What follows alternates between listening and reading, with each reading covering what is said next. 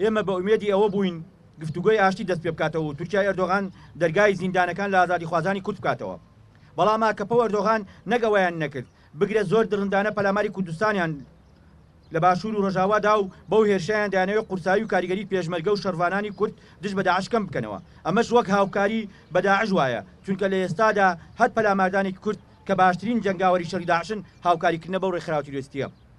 دەوڵەتی تورکیا کە ئەردۆغان هەر جارە و بە جۆرێک جێتەڵ بە کورد و کوردستانیان دەکەن لە ماوەی ڕابردووشدا دژی هەڵکردنی ئاڵای کوردستان هەوڵی ئەوەیاندا کێشە لە نێوان پێگاتە ڕەسەن و بە ئاکارەکانی کەرکووک دروست بکەن دیارە ئاقلمەندانی هەموو لایەکە هۆڵایان پوچەڵ کردەوە چەندین جاری دیکەش تورکیا دەستی وەرداوەتە کاروباری ناوخۆی کەرکووک و هەرێم و عێراق